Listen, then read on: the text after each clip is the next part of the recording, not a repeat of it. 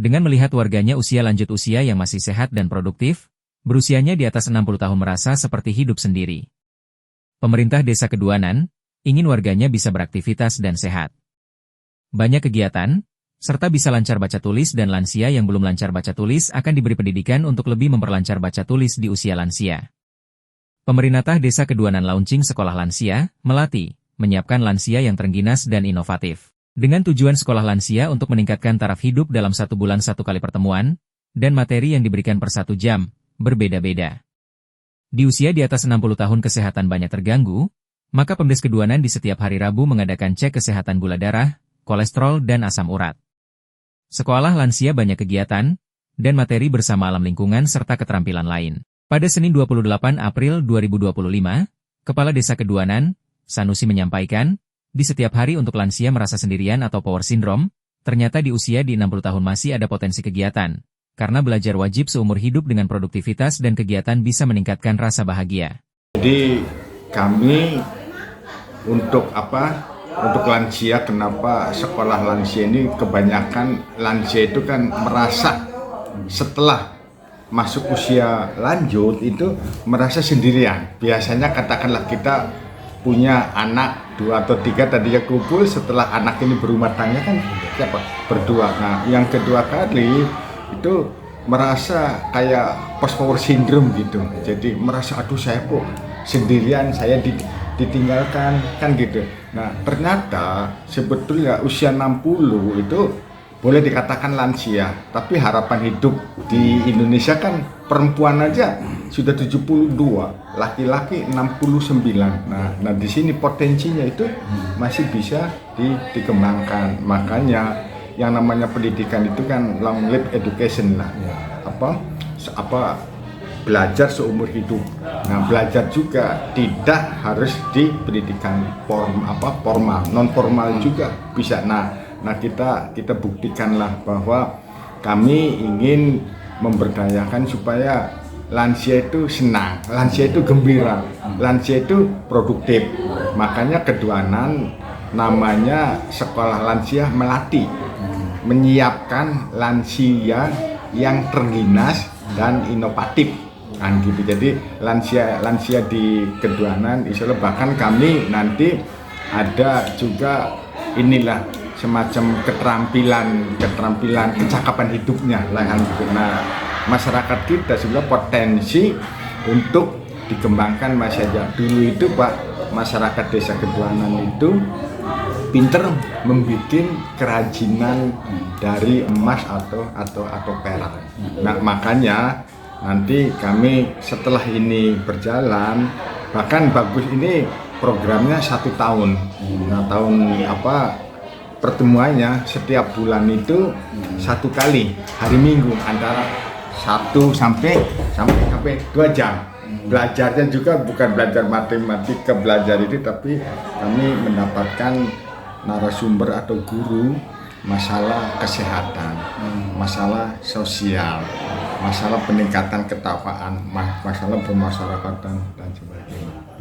PowerPoint-nya sendiri Pak terkait nanti setelah mendapatkan edukasi pembelajaran itu sendiri untuk lansia sendiri seperti apa? Nah, nanti setiap bulan itu kita ada penjadwalan, bahkan di samping tadi materinya masalah kesehatan, masalah sosial, bahkan peningkatan ekonomi. Nanti 1 tahun itu nanti kami buka lagi bulan Mei yang akan datang. Karena apa?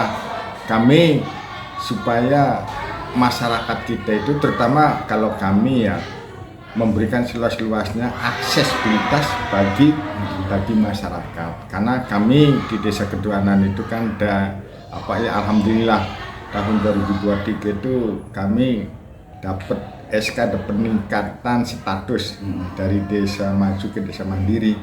Nah, tentu di sini kan harus ada imunitas, ketahanan ekonomi. Nah, ketahanan ekonomi ini alhamdulillah kita Bumdes sudah jalan, bahkan nanti kami juga sudah merencanakan mau pembukaan koperasi merah putih.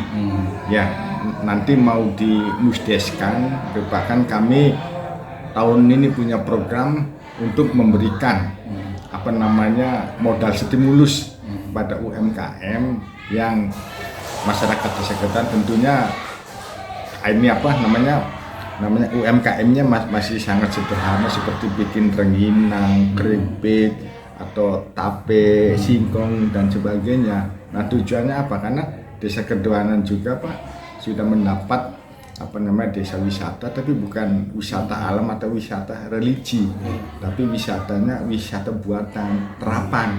Nah, makanya kami inginnya nanti Desa Kedoanan itu insya Allah nanti bisa wisatawan kuliner, bahkan mau kita keterampilan juga Pak. Ya, saya terinspirasi. Nah di sini Pak, karena sebetulnya dulu itu bikin cincin itu bagus-bagus Pak. Namanya, namun Mas orang sini tukang kemasan, ya merantau kemana-mana bikin cincin, bikin kalung.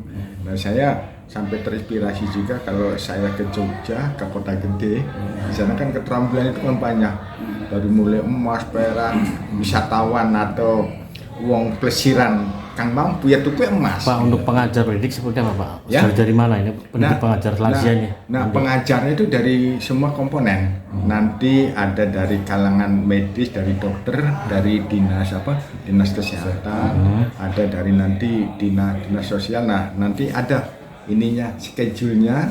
Jadi bulan pertama ini mungkin bulan yang kita menginventarisir dulu potensi apa. Bahkan nanti bisa pembelajaran itu Pak, pembelajaran sejawat.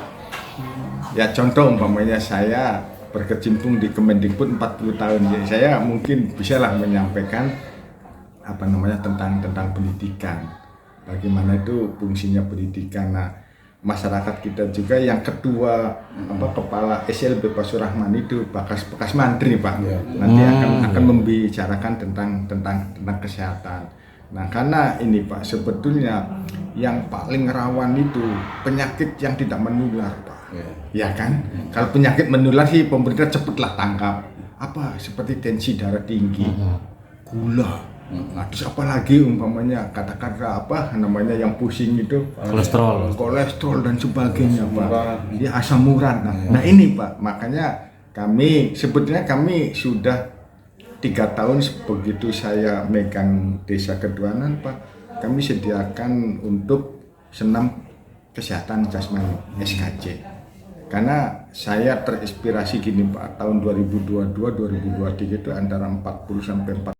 Syahrial, LTV1 Cirebon, mengabarkan.